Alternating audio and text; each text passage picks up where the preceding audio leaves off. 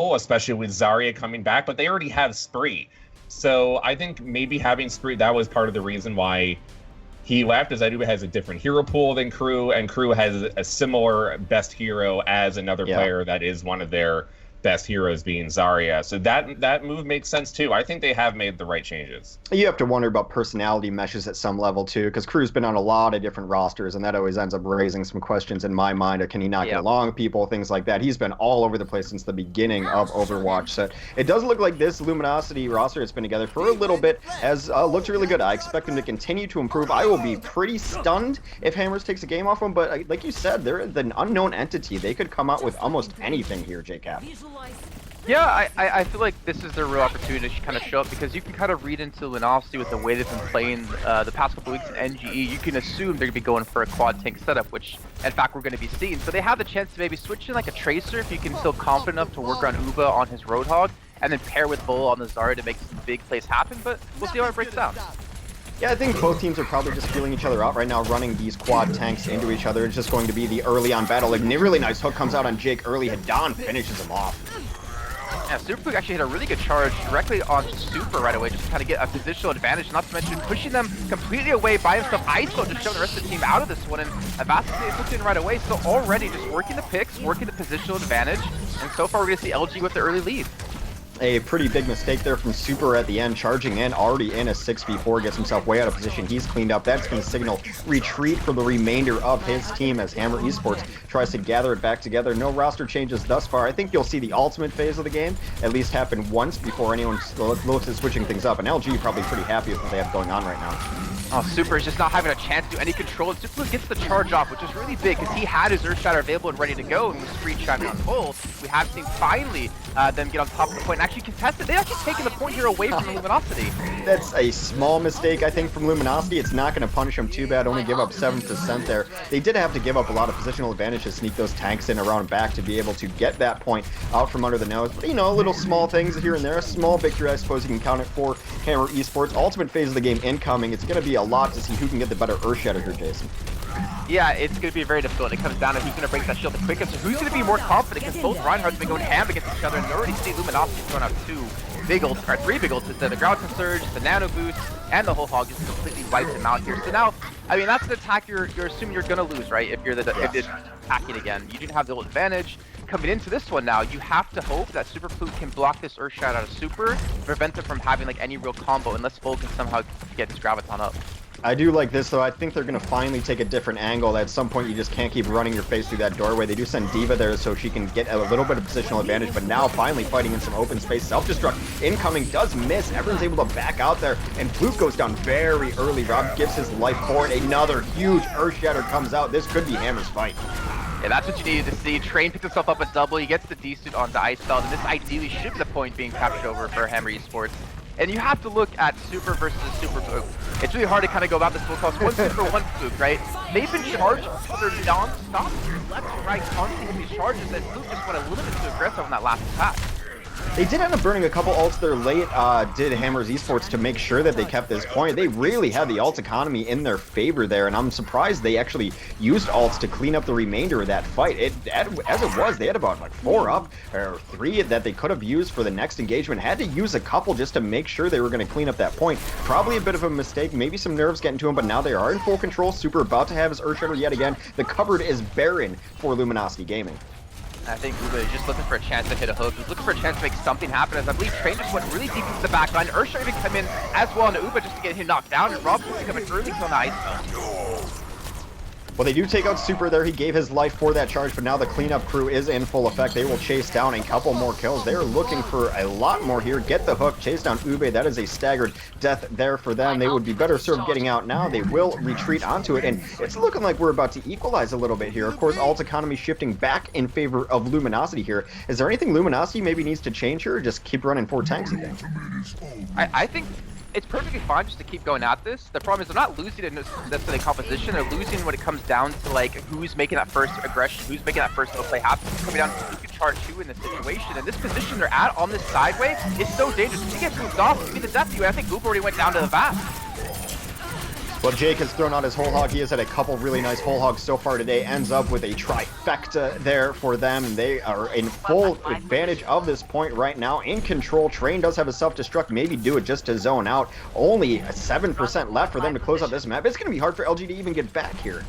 Yeah, Ube, he switched over to the Tracer. He's just going to touch the point here just to make sure they can get into overtime. But in the midst of this, he's allowed the rest of the team to get around the back here and get on top of the point as well.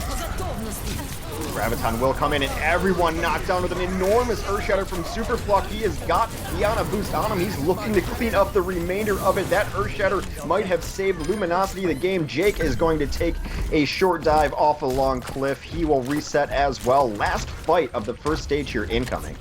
So Icebelt, he's got his self-destruct. If he times it correctly, he can cause a massive wrench in this machine that's going to be Hammer Esports. They're going to try to come out. They're going to have to go around the side, and I think, smartly enough, Luminosity's just going to back away. They're going to take the fight head-to-head, obviously not chase him around the corner, force this overtime in the point. These charges have been going back and forth. Neither tank hits it there, but that is a huge couple opening kills for Luminosity. It is down to it. Avast gets pushed against the wall. Train goes for a boop, looking for style points. Style points do not win you matches. He gets D-maxed off the cliff. Luminosity takes the first stage in a nail biter. Now, I really got to give some credit to the Hedon here and the way he's been playing Ana so far on that initial map. He not only was positioned himself in a way it's really hard to get to him, but when we saw Luminosity rush short towards the outside, try to go out towards the cliff, and actually eventually lose that fight, he actually put on the high ground for the most part, just so he could really much healing. The problem is the team kind of, out-positioned him, so it didn't really help in the end. But honestly, it just kind of shows the mindset of this Zenyatta player, right, that we've been talking about. The fact that, well, Ana has a lot more escapes than Zenyatta will, but you have to play safe nonetheless. Yeah. Well, we do wish granted here, as Ube will show us some flashes of Pharah. I think mostly the stage is dictating that. One of the better stages of all the control maps to play a Pharah on, using the verticality of the tower for cover. Knocking people off the edge is always fun. We'll see what he can get done on the Pharah. Otherwise, that compositions remain the same. Yeah, this actually kind of worries me. This is something I've seen within Hammer Esports. They don't really have the ability to flex too many players to too many different things. Like, they have a Hog player and a D.Va player that both play Soldier and both play Tracer, but you kind of need both to go up against this composition. But, just as I speak about that, it doesn't seem that Luminosity's been able to do really anything, as they lost quite a few people already. I feel they're really prioritizing taking down Superflock. He's put himself in position to get bio-grenaded a couple times, and if you raise that shield and the Ana sees you, you are going to be eating that grenade. Then there's almost nothing you can do on the retreat. They're getting back in here underpowered, but Ube changes the fight around a little bit, takes on Avast early. Super's still got this nano boost on him, gets charged onto the point. All alone, though, is Superflock. He might be playing too aggressive, Jason. Yeah, I 100% agree. Like, you can't really kind of ditch your backline. Now you're seeing Hedon just kind of be focused out by Train. Just isn't an opportunity to really heal too much, but somehow he's actually able to stay alive with the help of Mineral, able to help heal him and also speed him around the corner, but Uba getting hooked in. Oh, we know how that's going to go. That's going to be the death of him, and that is going to be finally the point maintained, I guess we should say, for Hammer Esports. Yeah, 2 supports and a Pharah is not going to beat the 3 tanks and a support on the point. That's exactly the matchup that they ended up having. So far, it has been all Hammer Esports on this stage. Ube's getting some kills, but it does not seem to be enough. But I really do think the problem right now is they are not playing with Reinhardt. He is just not with his team most of the time. Superflock dying way too early in a lot of these engagements. Yeah, I don't know if it's Pluke being too aggressive or if his team not kind of capitalizing going with him. Because he's hitting the charges, right? The problem is there's no follow-up and there's no protection for him. When I was in the Nano Boost and the Ground Surge and the Bronze, he's going to get close by Train, who runs directly into him, trying to make him kill himself. The self-destruct going off, not going to kill a single person, but nonetheless, it's going to be Hammer Esports maintaining this. That's just a really nice play by Train on that D.Va, and he might be a player to look out for. As we've talked about part-time D.Vas and full-time D.Vas, he might be one of those full-timers as Jake on the cleanup crew takes down 4, but that is a top-level play to completely shut down the barrage, trying to make her suicide. Actually did not end up happening, but nice plays by Train so far. He's done a lot of really great things for them as far as engaging and changing around the positioning as well. Yeah, I mean, I've been playing Reinhardt most of the season. You can kind of see how much of a pain it is to play him when you don't have a Roadhog on your side and they have one on theirs. Because Pluke's been just constant pressure with the shields non-stop, and again, Nanabu's coming in. The Earthshare's actually going to miss, but the counter Share comes in and catches on the 2. Pluke putting together a decent highlight now, but that is Super who got the better part of it. Here comes the self-destruct, gets nothing in there. This kill feed has been all in favor of Hammer this entire game. Yeah, you have to kind of wonder, like, Luminosity, did they stick that Pharah a little bit too long here? Pluke getting a little bit aggressive, which is totally fine because he did have the backup of Uva, but it seemed like the focus was maybe not there. Uva will be able to contest the point, I would imagine, just a few seconds, but there's no backup for him. There's not going to be anyone else for Luminosity there, and that's going to be it. It's hard to think that Farah didn't play a part in that, given that the previous stage was 99-99, this one completely one-sided. Farah got a couple kills here and there, maybe wasn't enough, and just having a Farah there kind of changes the style in which you play. Your front line is going to be a little weaker, so some of those charges a little more exposed and things like that. There are a couple fights Super Fluke just got taken down immediately, and it's never really just the Reinhardt's fault, but they're just not playing with the same intent, I think. And I think it's just really risky to run a Pharah in that map if you're not going to be really aggressive coming across that bridge, because you kind of need that positional advantage to allow Pharah to have those knockoffs, at least to have that threat of a knockoff, right? So you force the team to play a little bit safer, and you saw Hammer Esports respond to that by actually playing really careful. We didn't see Jake go for a single hook across the gap to try to get an instant kill into someone. He was playing back, playing with his team, because he knew if he gets caught and he gets taken out like that, that can cost him a point. So really well done by Hammer Esports. It's a really, really good point that Farah is so much better once you actually have control of the point. So hard to push into it, but hard to actually gain that advantage. They will knock into each other up top, and again, it is Super getting the better half of that fight against Block, as that is a quick 4-kill against Luminosity. What is going on here, Jason? I think they're just getting wrecked here. I think they're just getting a little bit outplayed in this situation. I mean, they're running exactly the same comps. Fluke and Fluke and Super again charge each other directly, but again Super had the position. Like, they were in their face a little bit quicker, and I think maybe, just maybe, the aggression that they're throwing out on them when it comes to these actual skirmishes, these actual bouts, is catching them off the jump guard. Well, look at this. Super already has his Earthshatter up, and Block only at 30% just now. There's also going to be a Nano soon, but they have to be careful, maybe a little too far out, as that is a very quick kill onto Jake. Their Roadhog now down. Super looking to line something up here. There goes the Earthshatter, does not grab anyone. He takes a nap during this. Another nice play from Rob, though. Does it end up sleeping Icefeld? Can they bring this back? Very brawly, very back and forth, but Icefeld, the only one really contesting the point right now, needs to get it with his team. And smartly enough, Luminosity just gonna back away, wait for everyone to actually regroup here, just so they can push back into the point here. They're gonna have ult advantage. They do have heat on with the Nanobits available. The problem is who's gonna use it onto, and it's gonna be on the spree onto the Starion to the back line. So that's gonna be an easy ground surge, and Jake with anti-healing on him is not gonna have a chance. Finally, Luminosity will strike back. Nice Graviton there. Of course, everyone got hit with the Bio Nade, so Hidan on point with that. They will be able to swing this point back for the first time in a very long time. About 50% on the side of Hammer Esports, as the next engagement will be coming with the advantage for Luminosity. They need to be careful to not make the same mistake that Hammer did and go a little too far forward. It's fine to hold here, but you have to know when to back out as well.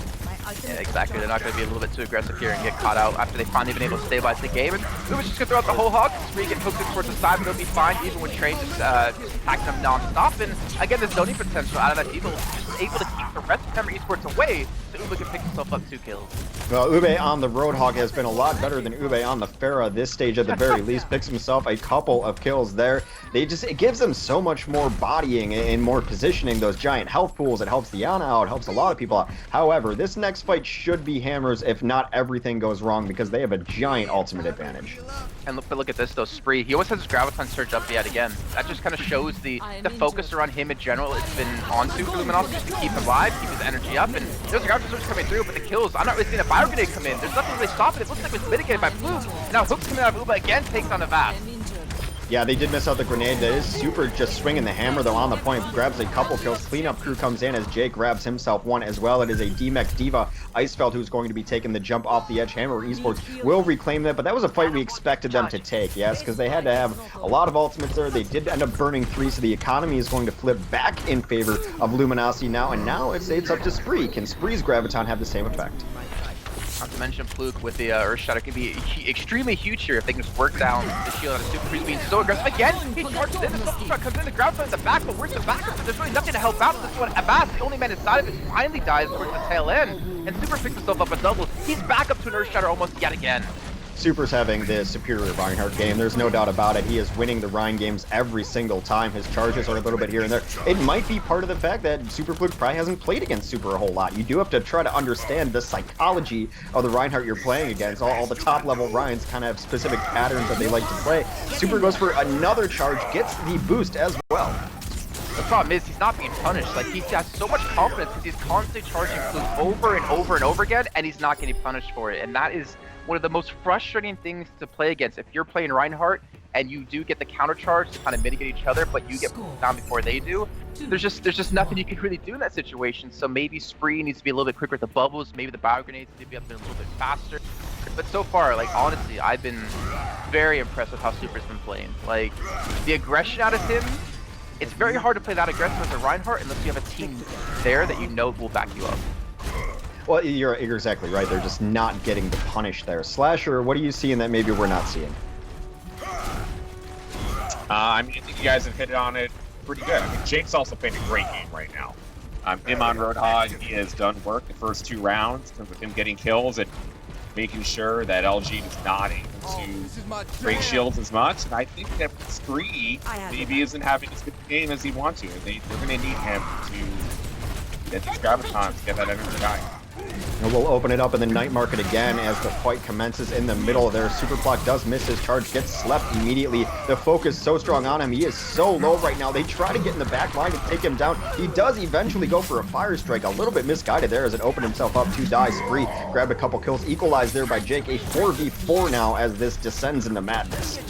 It's so funny. I feel like Super's forcing Pluke to play a little more aggressive, getting in his head, and when Pluke does that, he just gets fire grenaded almost every time by Rob. Honestly, really well done by him as well to follow up. Spree, you know, Slasher just talked about him not really having the performance he maybe wanted to so far, has been able to pick up about 3 or 4 kills in this initial attack, and I think that's been able to get them the point. Well, yeah, you can always tell who's having the better game, especially when you're running these mirror matches. Spree with his Graviton just about up. Vol on the other side of things, a mere 33% towards his ultimate, and that is a slow charging ultimate, so Spree's been doing work. Oh, there's Spree again. There's the gun switch just like you talked about, and the fire grenade catches on Spree. I mean, there's not much more to get excited about that one. We know it's going to be a hands-on, easy 1-5 for Luminosity when you hit those perfect ultimates, and that perfect bio grenade in particular. But, I mean, we can kind of break down, you know, the different comps now, right? We have Ubo on Tracer, so he's played Pharah, he's played Roadhog, now he's on Tracer, where Jake is still maintaining his Roadhog role. So, Hex, you look at this, you know, what's the upside to throwing it, and the downside, I guess, to throwing this Tracer all of a sudden into the game?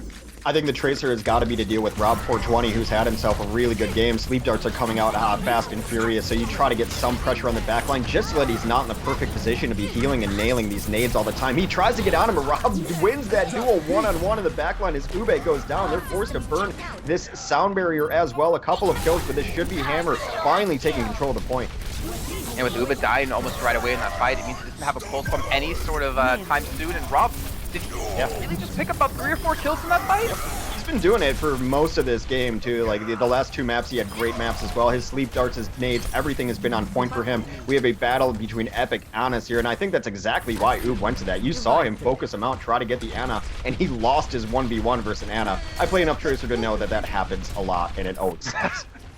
I feel like Anna can pretty much 1v1 anyone in this game until next time. But yeah, no, Ubi is pulse bomb, right? Now the question comes down to, does he want a chance jump into the back of him? You can see him on the high ground now to somehow hit a Vast, somehow hit Rob and take him out of the game immediately. He's going to be actually focused out by Trace to kind of zone him away here, which kind of forces Icefeld to be a little bit out of position, hoping Ubo is going to come in a little bit earlier on, and Ubo's trying to focus onto Jake here, but with no red kills coming through, just a little bit of damage. No, he's kind of just he has to wait for the thing to break down a little bit first. I don't think he's going to be the initiating factor here. He's got to wait for his team to get in, and maybe when everyone else is distracted, try to hit that pulse bomb. Sound barrier will come in to initiate. This pulse bomb does go off, takes down Jake in part. They do get grabbed here, and the nade is on him. Not essentially the cleanup there, but there's Ball with the cleanup, and that is going to be Hammer with the advantage in this fight. This sound barrier should finish off the fight. I don't know if I want to blame Fluke necessarily, but I'm seeing a lot of bio grenades hit, like offensive bio grenades used by Hammer Esports more than offensive bio grenades out of Luminosity. Like I don't know if that's maybe just me, but I'm not really seeing too many like bio someone and kill them out of Luminosity, which is kind of like the game plan if you can't have hooks because they obviously didn't have a roadblock. Well, there's a charge in from Super right away. He does get the boost. They self-destructing, goes through the back line. Fluke goes down yet again very early on. Super's looking to clean up the remainder of this. That is 3 quick kills from Hammer Esports, and what an apt name for Hammer Esports, as Super's Hammer has been the driving force behind them winning a lot of these. Super will reset, jump off. Okay. It's over. It's pretty much over. It's just Fluke, the last man alive, trying to get on the point here, and he's going to be slept off of that one, and that's going to be a 3-1 victory for Hammer Esports on Lijiang Tower.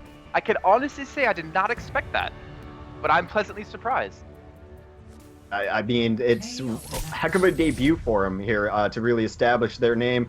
Ube is going to pick up the play of the game, but it was just across the board. They kind of had outplayed, like mechanical skill. Their Anna played amazing. That was Rob. Super brought a new level of aggression. I'm sorry, the last kick of Whole Hog, I don't know if you caught that on stream, just like knocked off 2 or 3 people at the end. That was sexy, it really was. I mean, as Jason mentioned earlier, Luminosity still went 6-6 in their run in the NG playoffs, and they've had trouble against teams. So, you know, it looked like even there, Ube switched into Pharah on the second point, didn't really work out too well. Ended up going Tracer, and that last point, I think it was more to counter Jake and to try to just build ult and combo with Spree, but he really wasn't able to make that work either. And, you know, the tank players from Bird Noises, now Hammer Esports, giving them some trouble. Like, again, I was talking about Super really... I mean, I keep talking about him, right, and him hitting these charges, but it's not just him, it's a team effort. So you have him go in, you have the Zarya shield come on top of him to prevent him from being bio-granted and prevent him from being interrupted. But you also have the speed boost coming in to help him out of Avashes to get there a little bit quicker, and you have the bio-granted out of Rob just to make sure you can focus Super Pluke down. Whenever you saw him get charged into a wall, which you try to generally go for like the shortest distances, so he knew you could hit a bio-granted out of his Xana, that person would die. And it felt like Pluke just didn't have an opportunity to really get comfortable in that game. I don't know. He was just constantly being charged nonstop. And then whenever he would play aggressive to kind of counter the way that Super's being aggressive, he would get bio-granted and still focus down somehow. I'm not sure exactly what's going on in that.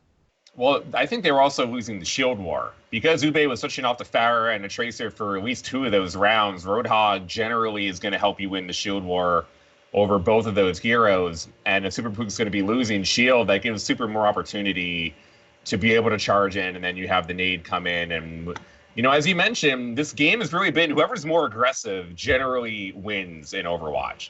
And that has almost stayed true for the entire year plus that the game has been out. All right, well, we will be moving to Hollywood. Defense for Hammers Esports will be their side of choice. This map choice was, of course, for Luminosity, looking to not go down 0-2 to a relatively unknown team, but perhaps making their mark here in the Alienware monthly melee. It's been odd. Tonight, I think, is the first time I've really seen that every time a Reinhardt drops a shield, just gets naded. Because you can't play the way you want to play Reinhardt when you can't be healed and you can't charge. Your only option at that point is to keep the shield up entirely and start walking back. Which is not fun to do as a Reinhardt. So it's been something I've seen tonight, not only this set, but several different sets, just teams taking advantage of Reinhardt's weakness of not being able to get healed. It's been interesting to watch. Defense, I hope they run something goofy. I kind of really like when these new teams come in and they're not super established in the meta or whatever, and they run whatever they want. I don't think we'll be seeing Bastion, but I would love it. Yeah, I don't think we'll see it either. I have hope. But no, even the Sombra probably not doing that either. No. Yeah, I kind of hope for something a little bit different, but this is something I talked about like a while ago. I think it was during DreamHack, if I'm not mistaken, when we were there casting. The current meta of like triple tank, quad tank, generally is easier to play because of the health pool you're working with. So you can make a mistake, you could be out of position, but you still won't die because you have Ana there to support you and you have so much health to work with. So newer teams, I think, generally will take or adapt into 3 or the quad tank setup just because it's safer. And I don't really expect to see Hammer change too much because this is like their real chance to get some experience and some exposure, right? So they want to play what they're best at and play what they know they could potentially beat Luminosity with, which they've already been able to do so far in the Yuzhong Tower. But the attack is coming in. We're going to see Luminosity on the attacking side, and on the defense will be Hammer, and again, just goes for the charge. He gets slept immediately, though, woken up, and now it is just a melee back and forth. Bloodless thus far as teams reposition themselves on the point. Neither charge hitting early on, so the poke war has begun. Shield war going down, and it looks like Luminosity might want to back out a little bit. Yeah, I'm actually looking at where Train's position himself on the high ground. Going to get quite a bit of damage, but also try to do a little bit more damage. Obviously, the closer you are with Diva, the more damage you're going to do. The Pluke coming back in. Again, supercharges straight in. He has his Zarya shield protected, but look where the Zarya shield out of Spree went. It went onto Ice Belt, so that kind of shows the mindset of where he's going to be shielding to protect his teammates. And Pluke goes down again. Not necessarily his fault, but you kind of see where Spree's kind of focused. Maybe he's looking for energy versus looking for longevity in the team. I don't know. Obviously, if you shield Pluke and he gets charged, you still get energy anyways, but Right. It's really tough to play Reinhardt in this situation, I feel. The way they're playing this actually reminds me a little bit of how NIP plays this. And yes, everyone has adopted 4 tanks, but not everyone plays it the exact same way. NIP plays it super aggressive, right? You just buff up your Reinhardt and let him be raid boss, and that's what they're doing every single time. Super gets the shields. It reminds me just what they do with Fraggy. Ground's just gonna come through, gonna catch out to 4 people, not to mention about gonna come in right after. Uba's gonna go down. Ice Belt, he's gonna be the student. Spree, not gonna have a chance here, son. And Jake, actually, not Jake, it was Rob. Superstar on the fluke in the backlines while he was nano boosted, shuts him down. The team doesn't wake him up, and now they're just going to delay Ice Spell. Honestly, Hammer Esports, like, this is what's so nice to see about North America compared to Europe at the moment. There's just so many of these teams that aren't necessarily heard of or aren't necessarily like one of these top teams, household names, that can play to this kind of level, and it's awesome to see. Yeah, there's something to be said for the meta allowing it, but they're playing the meta. I mean, it's not like they don't have access to the heroes on the other side. The way they're playing it is just so interesting to watch. The ultra aggression is something that I love. Ultimate phase of the game incoming, though. Spree's going to have to make a godly play on the Graviton. He does get everything going, but that is a really nice sound barrier to mitigate a lot of that. Even though they got bio-grenaded, it's going to be very scrappy, but they might be able to pull this back. 3v3 on the point. Yeah, he didn't really well placed out of him. The Bulls able to pick up a kill. Actually, Earthshatter comes in, only catches on the Ice Spell. They didn't get the uses on Fluke. It's just Spree and Ice Spell to load on the point. Now Spree, he's probably going to get some support out of Fluke, but it's still going to be a 2-on-2. The support's going to finally start to come in for the defending side of Hammer Esports, but they're still contested. They still want to fight this one out. They have Mineral the Sound Barrier coming, and Ice Spell did switch to Tracer last second, but went back to D.Va to try to maybe force this one down, but it seems like it's a little bit too late. This will be a defense. One of the few times that I really will like a solo ult from a Reinhardt there, just to make sure you're going to buy enough time, because it's not only about getting the kill, it's about him staying alive to buy the time for his team. The engaging sound barrier does come down. Ube now onto the Pharah in a desperation point. This is down to the last gasp for Luminosity.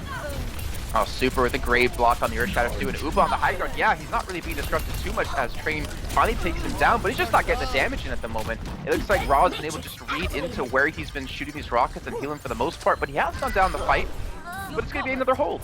And we're not seeing really much of a change-up besides Uba switching over to the Spare, who now has his barrage available. Now 40 seconds left, and you have to play around the Pharah here. That's their last best gasp. I imagine that he's going to get the boost. They're going to try to get a Graviton, and you just hope for the play of your life. No support ultimates up for the defending side as they just burned Sound Barrier, so if they can get that combo going, that they could be able to get some work done here. Didn't expect that self-destruct to come through, but the charge, it hit on a Super Fluke, so Train takes him down, so they don't have that shield to block them, and not to mention Super gets an easier shutter off on a multiple people. The problem is he's now falling to Uba, who got barrage, or who had the barrage off, who had the nano boost, and Jake pretty much on the point, almost by himself. This Rob's able to come in, and a Ground just to hold them together. They have nothing to block that self-destruct, and you can say goodnight. They had to go all in with that. The Pharah and Ana play, the barrage, the sustainability for the Pharah is so important for that to get done. And as you mentioned, no shields up means that everyone dies to that self-destruct, and the last gasp of LG finds success as they were able to cap the point in overtime. 2.5 minutes left to push through the second phase. It looks like everyone's going to be sticking on the heroes that they're sticking with. This is an area, though, that I think they might be able to kind of take advantage of the high ground. It's only going to be Train versus Ube up here. That should be an area where Ube can run wild. Yeah, especially if Ice Spell just kind of protects them and gets to the high ground as well. But then you have to be worried about well, the rest of your team, the rest of the people on your 4 people on your team to be charged in. What's Train doing? Train is like a mile in the back lines. No one looks at him. He's able to take down Ube uncontested about 5 feet outside of their spawn. I just don't think that teams are ready for this kind of aggression because, honestly, they look like a terrible play, and then he turned it into something, and now they got 4 kills. So, they didn't use a single ultimate. They built up almost 3 other ones, and they forced... Yeah. And their D.Va dived in between 4 people, took down the Pharah, and then got out safely. They were even like split spawned a little bit too, so that's a little bit odd, but again, the aggression you pointed out, and there's the hook coming through. It's absolutely unfettered aggression. The Whole Hog does come down. Ubi takes down Vol in the meantime, but Jake's Whole Hog getting some work done here. They are going to charge in Super as well. Does get the Ana boost. It's just Ube on this point now with Icefell. They are both trying to actually keep some damage going. They do end up taking out Jake in the meantime, but as a desuited Icefell who will be slept napped on top of the limo before he is eliminated. They are just not giving up an inch of ground for free. I love this when teams just refuse to give you a foot for anything. And they have the ultimate advantage now too, does Hammers. It's going to be one last fight, and a fight they should win by the map. Hopefully it comes down, I think, Reinhardt v. Reinhardt, you can block that Earth Shatter. If you can somehow land it on a Super Fluke, your Super, that's an easy self-destruct coming through, not to mention with the ground surge there to facilitate it. And a huge Fire Grenade comes in towards the back line. The self-destruct can be thrown in. No one's going to be taken down from this one, no, but that's Icefoot now out of position. He's going to be forced off the payload. Yeah, it did make them all back out of there. That's a very huge zoning self-destructor. Superfluke does get this boost in. Here comes a self-destruct of their own onto Super. It's going to crack his shield. Opens things up for Fluke to get an Earth Shatter, but he's slept on top of the card. That's not good for him. I mean, he's at least going to keep some point in contention in the meantime, but the rest of his teammates have gone down. That's going to be a good Earth Strike coming out of this map. He has no HP left. Jake takes us out with the whole hog yet again, coming back up, and we're about to hit overtime. It was moments away from them hitting an enormous Earthshatter. Icefeld still doing what he can on this card. It is 2v2. They should be able to keep this going as they've got the numbers and the bodies there to keep it in contention. It's going to be an overtime ride now for Luminosity. That sleep dart was absolutely clutch because that self-destruct broke his shield. You had a supercharged and angry Pluke about to lay down the hammer, then he took a nap on the limo instead. Honestly, Rob, I'm highly impressed with this man on his end. He's simply played perfectly well here. But now the problem comes in for Hammer. They don't really have a lot of ultimates to work with. All they're going to have is that nano boost and maybe a self-destruct coming up soon. But with Rob already down, I don't know if they can hold this point. I think look at that nade though. That nade has everyone so low and trying to get healed up. They're able to do enough damage that everyone retreats off the cart. You really can't let that happen when you have 4 alive and the cart gets stopped because you're not on it. But everyone was really low, about to get cleaned up there too. You hate to see that happen. Yeah. Slasher, who are you Because it impressed with? shouldn't be happening for professional players playing Overwatch. Money, get paid a lot of money to play the game. At least have everybody die on the cart. It is not worse than not being on the cart and then the game ending. But really, you've got to give it to Hammers Esports for almost full holding on first point, for playing so aggressive on second point, and they're just playing a better game right now. They have better teamwork. They have better ult usage in general, even though I think that LG has had maybe a little bit better combinations of their ults. The Hammers Esports team have been just conserving them better to be able to win the long game. It's just an amount of surprising aggression out of them. Some of the plays that you just don't understand, but it's just in their ethos of like, let's just be as aggressive as possible. And as a team like LG who scrims, you know, as standard teams, probably standard play more often, it can really catch you off guard. And I think they need to play in a manner which they start punishing this aggression, because the biggest thing is this aggression has gone absolutely unpunished, mostly just rewarded. They're putting players in bad positions, but they're not dying for it. And that's how you get them to stop being aggressive, is you punish these 1v4 dives, and they haven't done it. I'm actually interested, Slasher. Like, do you know Luminosity of being more of a slow reactive team where they'll react to the way you're attacking them, or are they normally an aggressive team? Because we haven't seen really any aggression out of them in general this entire series. I mean, no, it feels like maybe they're playing a little bit thrown off balance, and I think a part of this is because of how aggressive Super has been, and the support that Vol was giving him and always shielding him to be aggressive and try to win those shield wars that maybe Pluke isn't used to having that type of pushback lately. Well, they are going to run a symmetry here, so of course the first fight gains that much more value for the defense, especially trying to get those teleporters or shields up as well. They get a little bit of free poke from these sentries, something a lot of symmetrists have been doing lately with all the 6 turrets. You're able to get that free poke early on, already about 25%. It looks like Luminosity is going to just hold on to the point. We'll see which angle that Hammers wants to go with. They're going with this sneaky Roadhog flank. Gets the hook on a Mineral. That is a huge first kill from Jake. Oh, that's a little bit of a facepalm moment there, but again, it's hard to kind of expect that we don't have anything to spot him out. Jake will get swept towards the backside, but Super Fluke has been able to take down Super. We're charging each other. Rob is not really being attacked much more forward towards the left-hand side, at least my screen here on the other side of the payload. And somehow, with Rob not being contested, all he's doing so much free healing off, so much free damage that they've already lost 2 people. Luminosity, they're not even gonna have a chance to hold this first point. Jake got slept and no one did anything about it. He woke up and hit another hook, just had a brief pause in time there. And even though, I mean, losing Mineral early hurts, right? When you're running Symmetra like that, you need to win that first fight. You cannot lose your Symmetra early. The damage output that she can provide, even the shielding she can provide, is too big. That flanking hook from Jake was absolutely the winning move of that fight, and they're in great position now. 5 minutes left to get to about halfway through the Streets phase. Yellow box of victory, about 2/3 the way through here. Well, now we're going to see Luminosity try to poise for position like we did see Hammer do on the defense here. They do have an Earthshatter Super Fluke, so they have that to their advantage. But Super's about to get his up as well. And the problem is, if you're going to charge to Reinhardt here, you can't charge straight. You have to charge for the side, but that's Fluke taking advantage of the position. The Super gets a great Earthshatter down, but the kills, there's nothing off the back of this. Well, they are able to finally clean up a couple, but that is super intriguing, changing it around for them. The Earth Shatter was good, but the kills didn't come in time. They were too late. It took them way too long to capitalize on the 4 people on the ground, unable to do so. Super stays alive, and we've seen him just crush time after time, and they're going to have their own Earth Shatter up for this next push, looking to close out this map and this set. This is really tough here too, because the positioning and the way you can use D.Va in this phase alone, because of the high ground you can use, because the way you can bomb it behind the enemy team, the supports. If you're mid or Hida, you have to stay alive here, and it's so hard to do against a team who has a smart D.Va and knows where to position that self-destruct. They're going to give up some space here. They're going to open up some space for their own self-destruct. Here comes the sound barrier on the offensive side. Earthshatter doesn't hit a whole lot. That is super blocked with the last gas, the only remaining member on the cart trying to get something done. Rob does go down to the self-destruct, but it's super being burned down. All the numbers in favor of Hammers Esports and JCap. I want to call this an upset. It's got to be an upset, right? No one's. It has to be an upset. It has to be an upset. I mean, Luminosity, they're going to pack South to play in the NGE tournament. I don't know. That was just honestly great to see. It really was. Like, even Heat on there towards the end, he went into the saloon and he tried to hit a sleep dart onto Jake to stop him from being really impactful, but Jake just kind of didn't get hit by it, and he then kind of was out of position then and had to run back and just kind of like give or take there. But at the same kind of side of the coin is that you have to make something happen if you're in that situation, right?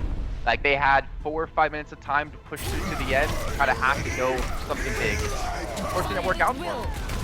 Well, welcome to Overwatch Hammers Esports. I think, you know, it's an upset regardless of how they won, but the manner in which they won this game is, I'm still shocked by it. Slasher, what do you think? Yeah, it was very convincing, the whole series, and they kind of got crushed there.